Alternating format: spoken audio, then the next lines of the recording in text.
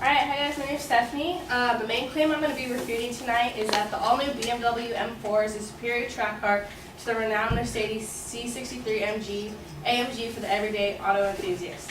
I'm going to diminish this argument by 1, showing how he failed to point out why his claim is controversial, and 2, how his evidence was insufficient in proving the superiority of the car. So my first response to his main claim is why he failed to point out why it matters. First off, he didn't specifically constitute what a superior track car is, and his argument was defined by power and handling only. According to drivingfast.net, a superior track car includes characteristics such as the weight, the excellent handling, the rapid acceleration, the good brakes, the cost, and the ability to bring a smile to your face. Also, another main point is that these cars aren't being used on the racetrack, and they aren't being used for racing. Cars that you find on the racetrack are usually cars like NASCAR, and they're not being used for that. They're being used for everyday luxury cars, and they're being judged off fuel economy, the interior and exterior styling, and the overall status of the car. Third, he never specified the model of the car and the year of the car, which is really important in the comparison.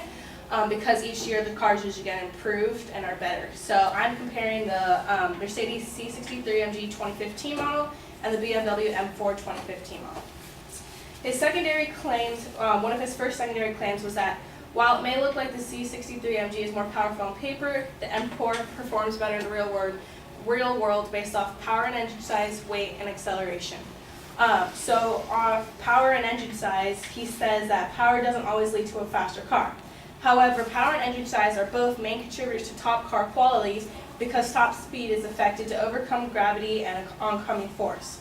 According to Kofi Biloff, large vehicles feature more powerful engines to generate additional power, leading to a faster car. And according to Cars Guide, the BMW's 3.0-liter straight-six twin-turbo has least displacement and lowest outputs, causing the car to be slower due to a smaller engine. Therefore, having a bigger car and a bigger engine makes the car go faster. Based off weight, he claims that a lighter car would also help affect the acceleration, causing it to go faster. However, according to Cars Guide, heavier cars absorb impact better, helping them go faster. And Automobile Mag says that the Mercedes 73-pound more torque makes the car feel faster when accelerating between 60 to 100 seconds, therefore disproving his claim. Thirdly, he says that based off the real-world tests, the M4 is faster than the C63 in acceleration. However, according to Automobile Mag, the Mercedes can floor the throttle earlier before unwinding the steering, and the BMW always lets go at the rear, where the C63 will in all likelihood not let go at all, which makes the point that especially over faster periods of time and longer courses, the C63 actually ends up going faster. And the final point of that is that in the Nürburgring test, the BMW raced in 7 minutes and 52 seconds, whereas the Mercedes raced in 7 minutes and 46 seconds. So the Mercedes actually ended up going faster. His second claim was that power isn't the only thing that's important in racing. Handling is a key factor, and the M4 out-edges the C63 in that aspect too. He brings up the claims that the brakes are a major factor because you're slowing down from high speeds a lot during a race. However, the shorting stopping distance has nothing to do with brakes. The reason that brakes are important is because the tire tread is important for braking due to the tire's grip to the road. So a thicker tire tread leads to a stronger grip, which makes it easier for the car to slow down and creating a better distance. Secondly, he says that the tires and body stiffness could cause a change in how fast you take corners, affecting the handling. However, according to Automobile Mag, the Mercedes mechanical rear feeds exactly the right amount of torque to each of the rear tires at exactly the right time, which helps maintain the proper dynamic flow. Also, the Mercedes variable rate steering is lighter, more forthcoming, and linear, which is tuned for positive fuss-free changes in direction. So the handling is actually better in the Mercedes. And finally, the Mercedes is invincible in both traction and deceleration, which helps taking faster and tighter turns, which completely contradicts what he says about handling and brakes. So in conclusion, I hope you understand that his claims weren't effective in proving his evidence, and he also failed to prove why the claim was important.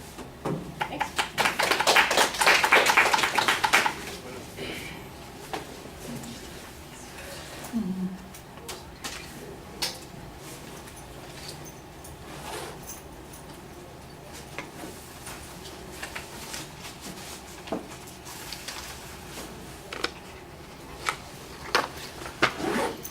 Did you think it was going to go that way when you first got assigned that speech? No, it was literally so much work, but I learned so much about cars. Like, I had no idea what torque was or anything, and then when I did the research, I was like, okay, now I know what to look for in my future cars. Isn't it fun to learn stuff? It's kind of cool. You know, I remember having the conversation with you. Well, you know, he's just presenting facts and everything, but all facts exist in a context, and I thought you did a nice job explaining the context of the facts and doing other comparisons that showed there's a reason that there's a controversy on this issue. I do think you need to explain a little bit more why there's a problem, because he doesn't show why it matters in this situation. Explain that to us, why it's not really an argument. We're getting a comparison of specifications, which is nice, but it only matters if you're making a policy decision here. As far as the claim of fact, though, I thought you did a very good job kind of arguing the claim of fact issue. You found a lot of research that applied to those points. You explained it pretty well. I do think that you're rushing a little bit. You know, sometimes you need to kind of slow down and explain things to us, because I had the same problem with his speech. You're using the names, the C63 and the.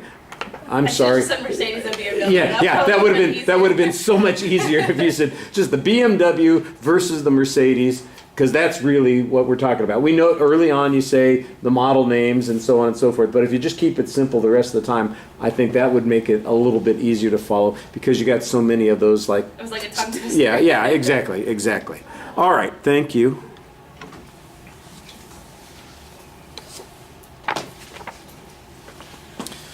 Sarah, she's been looking over my shoulder. She saw that she was coming up next.